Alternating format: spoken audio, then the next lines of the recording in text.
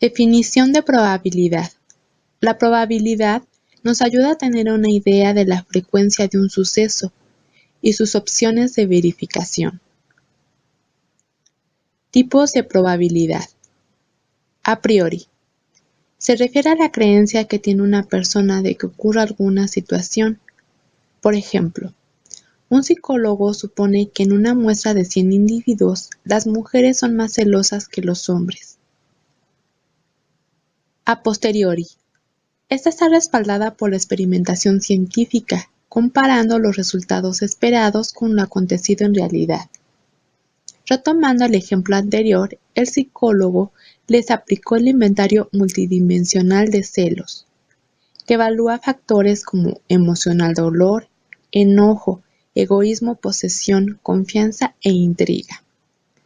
Los resultados obtenidos fueron que existe el mismo porcentaje de celotipia en ambos sexos y por lo tanto, lo que había determinado anteriormente solo queda como una suposición o a priori. ¿Para qué sirven los modelos de probabilidad en psicología? Sirven para representar gráficamente los fenómenos que observamos de la forma más exacta posible. Para ello se tienen en cuenta los datos obtenidos y la influencia que el azar tiene en estas observaciones para el análisis de datos y su posterior interpretación. Distribución binomial o Bernoulli. Es una distribución de probabilidad teórica discreta, que está constituida por todas las probabilidades esperadas o a priori, y es la más utilizada en la investigación psicológica. Características. En un único ensayo experimental existen solo dos resultados, éxito o fracaso. La probabilidad de los dos resultados deben ser constantes. El éxito se define con una P minúscula y el fracaso con una Q minúscula. El resultado obtenido en cada prueba es independiente, es decir, que la probabilidad de ocurrencia del fenómeno A no afecta al fenómeno B. Por ejemplo, se quiere evaluar el nivel de éxito o de fracaso en la adherencia terapéutica en cuanto a la alimentación en personas con diabetes. Un ejemplo para desarrollar nuestra fórmula de la distribución binomial es el siguiente. En un colegio se ha detectado que 5 alumnos presentan trastorno de déficit de atención con hiperactividad, para lo cual la psicóloga que labora en dicha institución le propone a la profesora trabajar con ellos la técnica de economía de fichas. La conducta que se trabajará con esa técnica es que los alumnos apunten de manera correcta la tarea para el día siguiente. La probabilidad de éxito es del 80%. Y se quiere determinar la probabilidad de que 2 alumnos no obtengan mejoría con esta técnica. La fórmula es la siguiente. Nuestros datos son los siguientes. N es el tamaño de la muestra o número de intentos, que es igual a 5, que es el número de pacientes que padecen esta situación. La X son los éxitos a probar, que es igual a 2, que es la probabilidad de que 2 alumnos no tengan buenos resultados con esta técnica. P es la probabilidad de éxito de la técnica, que es el 80%.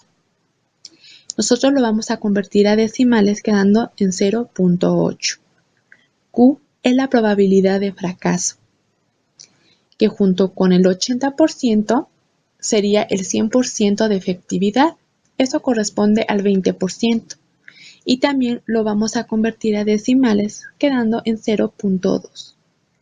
Entonces aplicamos nuestra fórmula y sustituimos valores. En el inciso 1 vamos a empezar a sustituir los valores de nuestra fórmula. Empezamos por los valores que están dentro del paréntesis, que es la n y la x. N tiene un valor de 5 y x tiene un valor de 2. Después vemos que P está elevado a la x potencia. P tiene un valor de 0.8 y x vale 2. Por lo tanto, 0.8 está elevado a la segunda potencia. Después vemos que q está elevado a la n menos x. Q tiene un valor de 0.2, n de 5 y x de 2. Por lo tanto, el 0.2 está elevado a la 5 menos 2. Ahora, en el inciso 2 vamos a desarrollar el coeficiente binomial, que son los números que están dentro del paréntesis, que es 5 y 2. ¿Esto cómo se va a desarrollar? Bueno, pues tanto al 5 como al 2 se les va a poner un signo factorial. ¿Esto qué quiere decir? Que tanto el 5 como el 2 tienen que ser multiplicados por todos los números antecesores a ellos. Por ejemplo, 5 por 4 por 3 por 2 por 1.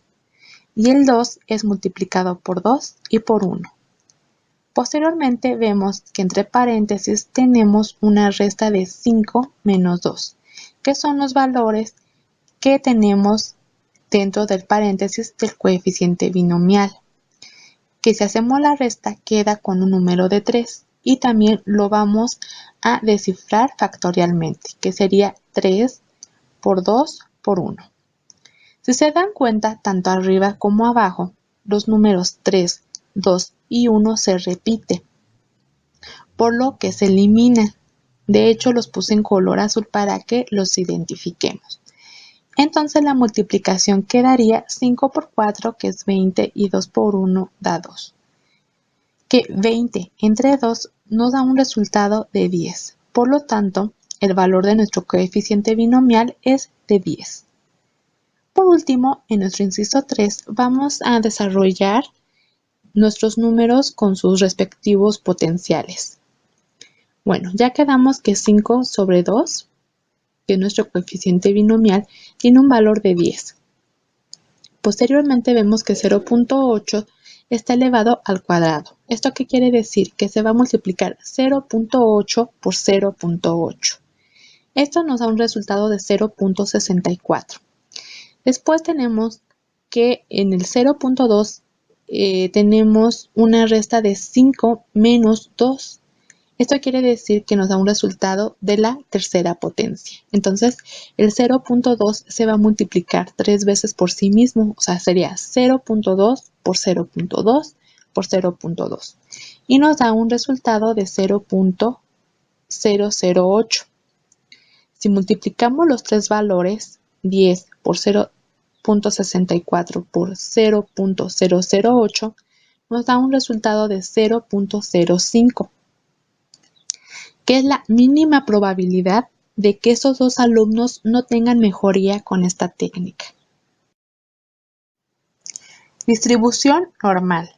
Es una variable de carácter continuo en psicología, que toma un número finito de valores y dan una forma de una campana, donde la mayor frecuencia se localiza en el centro y sus extremos no se unen al eje horizontal. Sus parámetros son la media, que representa el centro, y la desviación estándar, que representa la dispersión. Características. Es simétrica respecto a la media, es decir, tiene la misma proporción en ambos lados si se divide la campana a la mitad. La media, la mediana y la moda se ubican justo en medio.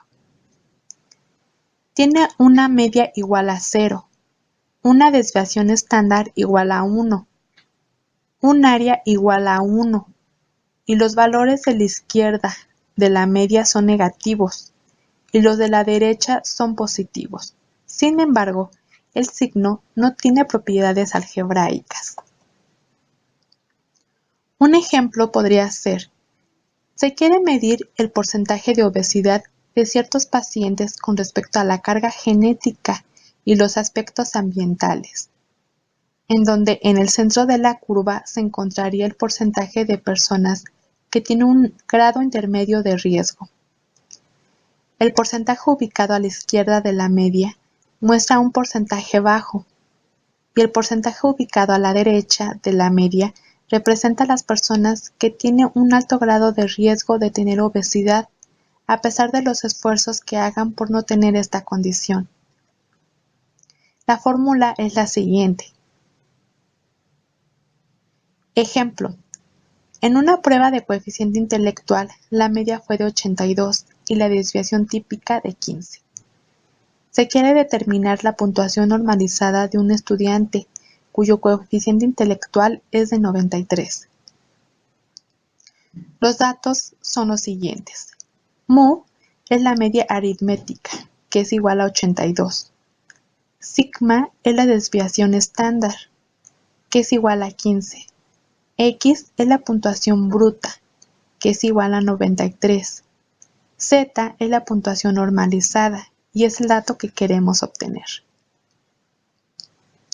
Al desarrollar la fórmula queda que X con un valor de 93 menos mu con un valor de 82 sobre sigma con un valor de 15, tenemos un resultado de 0.73, que es la puntuación normalizada de un estudiante cuyo coeficiente intelectual es de 93.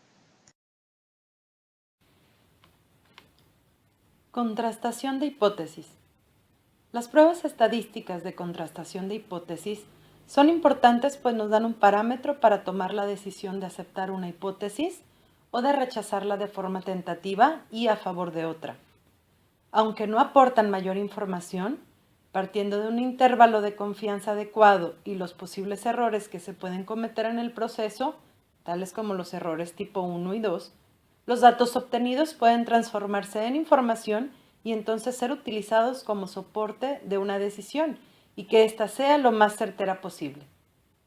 Ya que en áreas como la psicología, esto puede reflejarse en el bienestar de los pacientes.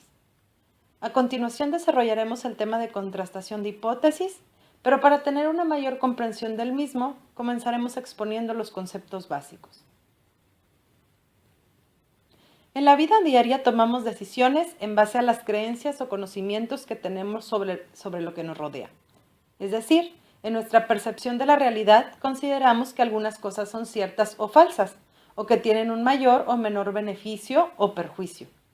Ubicándonos en el contexto de la experimentación en psicología, la información teórica que se dispone sobre un fenómeno permite la realización del planteamiento del problema, y a partir de él se generan las hipótesis, que son consideradas como creencias o explicaciones tentativas.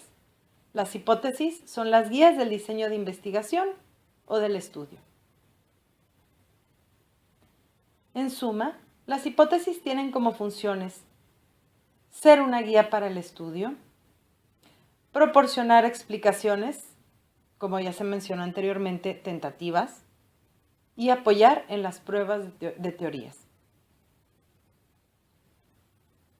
Ya que cada hipótesis es una verdad únicamente posible, que daría respuesta a las preguntas de investigación, esta debe ser enfrentada a la evidencia. Entonces se decidirá si se acepta por ser razonable o si se rechaza por ser insostenible. Esta decisión de aceptar o rechazar una hipótesis se lleva a cabo por medio de la contrastación. Ahora veamos cuáles son los tipos de hipótesis con los que contamos. Hipótesis conceptual. Son hipótesis que ya fueron planteadas por otro investigador. Por ejemplo, a mayor ansiedad, mayor ingesta de alimentos. Hipótesis de trabajo. Son las hipótesis que reflejan lo que el investigador espera encontrar a partir de un marco teórico. Un ejemplo de hipótesis de trabajo sería: existe relación entre la presencia de sintomatología de ansiedad y el sobrepeso. Hipótesis estadísticas. Las hipótesis estadísticas son clasificadas como nulas y alternas. Profundizaremos un poco más en las hipótesis estadísticas, debido a que estas son las que más nos interesan en el tema de contrastación de hipótesis. Las hipótesis estadísticas se caracterizan por: implican una relación entre dos o más variables, variable dependiente y variable independiente. Son mutuamente excluyentes, es decir, que ante la contrastación de hipótesis, una necesariamente cancela a la otra. Si se corrobora que la hipótesis nula es adecuada en la contrastación, automáticamente se rechaza la hipótesis alterna. Y también son hipótesis que se plantean tal como su nombre lo indica, solo cuando se aplica estadística en la investigación. En los estudios de tipo exploratorio no se proponen las hipótesis estadísticas. La hipótesis nula, o también simbolizada por la letra H, subíndice 0, es el tipo de hipótesis que niega la relación o diferencia entre variables. También se podría decir que representa lo que las personas han creído por mucho tiempo que es cierto. La hipótesis nula es la que se está sometiendo a prueba. Un ejemplo de este tipo de hipótesis es: no existe diferencia estadísticamente significativa entre la presencia de sintomatología de ansiedad y la adherencia a la dieta equilibrada en pacientes con obesidad. La hipótesis alterna, o H subíndice 1, es aquella que afirma la existencia de la diferencia o la relación hipotética entre variables. Y en este caso, se diría que la hipótesis alterna es la que en sus aseveraciones contradice las creencias que han permanecido. Es lo opuesto de la hipótesis nula. Continuando con el ejemplo anterior, la hipótesis alterna puede ser: existe diferencia estadísticamente significativa entre la presencia de sintomatología de ansiedad y la adherencia a la dieta equilibrada en pacientes con obesidad. Cuando decimos que se establece de forma hipotética una relación entre variables, significa que en base a la información con que se cuenta, se afirma que los cambios que sucedan en una de las variables producirán cambios en las otras. Retomando el ejemplo anterior de hipótesis alterna, podemos ver que en ella se establece una relación entre las dos variables, que son la ansiedad y la adherencia al tratamiento dietético, y se supone que si hay cambios sobre la ansiedad, habrá cambios en la adherencia. Ahora vayamos un poco más atrás y recordemos las etapas principales del tratamiento que se da a los datos en la investigación científica. En primer lugar, se encuentra la etapa de recolección de datos. En esta etapa se define la población, se selecciona la muestra, se realizan experimentos y se emplean instrumentos de medición para tener un parámetro de los atributos que necesitamos conocer para dar respuesta a las preguntas de investigación. En la siguiente etapa, llamada trabajo de campo, es donde propiamente se recolectan los datos en crudo, es decir, obtenemos la información de los sujetos uno a uno. Posteriormente se codifica o se asigna valor a las respuestas. Se capturan y se verifican para utilizarse en las etapas que siguen. Procedemos entonces a la etapa de recuento. Aquí es en donde se organizan y ordenan los datos que se obtuvieron en la muestra. Y la etapa final es la de análisis. Aquí la muestra es procesada con estadística descriptiva para conocer de forma organizada y resumida las características de dicha muestra. Asimismo, en esta etapa es donde se utilizan las pruebas de estadística inferencial o pruebas estadísticas, y al llevarse a cabo la interpretación de estas pruebas es donde finalmente se acepta o se rechaza la hipótesis nula. Es por eso que esta etapa de análisis es relevante para el tema que estamos tratando. Ahora vamos a ver la metodología que se sigue para realizar la contrastación de hipótesis. Primero, se formulan dos hipótesis opuestas: la hipótesis nula e hipótesis alterna, que se mencionaron anteriormente. Número 2, elegir un estadístico de prueba. Número 3, derivar una regla de decisión. Número 4, tomar una muestra, calcular el estadístico de prueba y confrontarlo con la regla de decisión. Vamos a ver paso por paso. Número 1, formular dos hipótesis opuestas.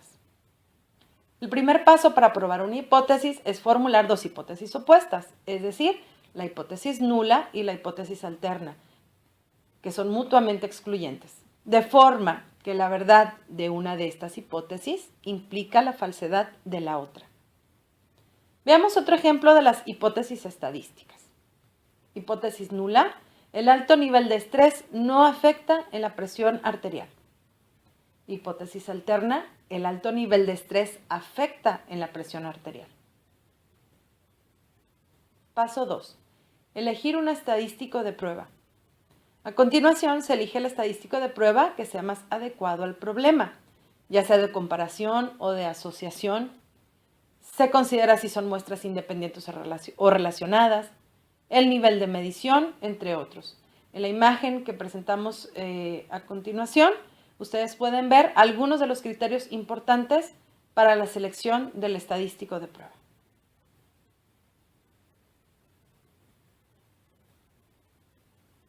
Paso número 3. Derivar una regla de decisión. Se fija una regla de decisión para aceptar o rechazar la hipótesis nula. Esto se traduce en el establecimiento del nivel de significancia o de certeza con el objetivo de evitar el llamado error tipo 1 o alfa, que implica rechazar la hipótesis nula siendo esta verdadera. En psicología, generalmente el nivel de significancia que se establece es de 0.05, es decir, que se acepta el 95% de certeza de generalizar los resultados sin equivocarse, o un 5% de probabilidad de rechazar la hipótesis nula cuando en verdad es cierta. Si se desea una mayor certeza, se puede establecer el nivel de significancia en 0.01 y aquí tendríamos una certeza del 99%. Otro tipo de error que existe es el error tipo 2 o error tipo beta. Este es en el que se acepta la hipótesis nula cuando en realidad es falsa. Desde la perspectiva de la estadística, es más grave caer en el error tipo 1, puesto que estaríamos afirmando que sí hay una diferencia entre los grupos o una relación entre ellos, cuando no es así. Paso 4. Tomar una muestra, calcular el estadístico de prueba y confrontarlo con la regla de decisión. Finalmente, se calculan los valores reales de la muestra de población que se seleccionó con anterioridad. Y estos se contrastan con la regla de decisión, es decir, con el nivel de significancia que se estableció. Si el nivel de significancia obtenido por la prueba es menor que el establecido en la regla de decisión, que como decíamos generalmente es 0.05, entonces se dice que se acepta la hipótesis nula. ¿Qué relación guarda el nivel de significancia con el azar?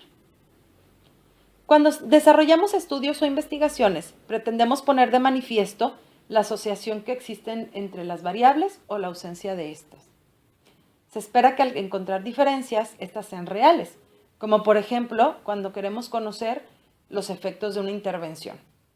Pero en ocasiones, estas diferencias encontradas pueden ser debidas a la existencia de sesgos, presencia de variables de confusión, la variabilidad propia del trastorno o del fenómeno que es objeto de estudio, o por el azar. Para evitar estos problemas, se pone especial atención en el diseño de investigación, como por ejemplo utilizar muestras que sean representativas de la población a estudiar y en el análisis de los datos utilizando herramientas estadísticas. Respecto al azar, se dice que cuando se utilizan pruebas estadísticas para contrastar hipótesis, se está conociendo si la diferencia que se observa entre los grupos es debida al azar o si por el contrario es una diferencia estadísticamente significativa. El término estadísticamente significativo es un término matemático que indica una asociación entre variables. Se dice que la diferencia en resultados es estadísticamente significativo cuando dicha diferencia es mayor a lo que se esperaba como aceptable para considerarse que ha ocurrido por casualidad. En este caso, el nivel de significancia obtenido como resultado de las pruebas estadísticas, o también conocido como valor de P, es el que nos hará saber si las diferencias encontradas son debidas al azar o no. Obtener un nivel de significancia, o valor de P, igual o menor a 0.05, indica que se cuenta con un 95% de certeza que la diferencia encontrada entre grupos no es debida al azar. Un valor de P mayor a 0.05 refiere que es probable que las diferencias observadas sean debidas al azar, por lo que no se rechaza la hipótesis nula, que es la que nos indica que no hay diferencias, y se entiende que las variables no están asociadas. Cuando la magnitud entre las diferencias encontradas entre grupos es bastante grande y que de igual manera se cuenta con una muestra representativa de la población que se estudia, generalmente muestras grandes, es muy claro que la diferencia es estadísticamente significativa. Sin embargo, cuando son diferencias pequeñas o muestras de pocos sujetos, es por medio de las pruebas estadísticas donde podemos corroborar si esta diferencia es significativa. Y de ser así, rechazar la hipótesis nula a favor de la alterna. Ahora veamos un ejemplo. Se evalúan los niveles de ansiedad en una muestra de 621 sujetos. De ellos, 199 tienen trastornos alimenticios y 422 son sanos. Aquí ya podemos ver una diferencia numérica entre grupos, no son equivalentes. Al calificar los instrumentos, se encuentra que en el grupo de trastornos alimenticios, 16 sujetos de 199 se identificaron con síntomas de ansiedad. Y que en el grupo de pacientes sanos se identificaron 11 sujetos de 422 con esta sintomatología. En la tabla que estamos observando, se puede ver que al dividir el número de sujetos que presenta la sintomatología de ansiedad entre el total de participantes de su mismo grupo, se obtiene un índice. Este es utilizado para comparar entre grupos y a simple vista parece mayor el resultado obtenido en el grupo de los trastornos alimenticios. Pero ahora supongamos que sometemos esta diferencia a pruebas estadísticas de contrastación de hipótesis y que obtenemos como valor de P 0.00069. Entonces, considerando la regla de decisión, donde el nivel de significancia que se estableció es de 0.05 y el valor de P que estamos obteniendo es menor que dicho nivel, entonces se rechaza la hipótesis nula y se dice que la diferencia observada entre grupos es estadísticamente significativa y que no se debe al azar.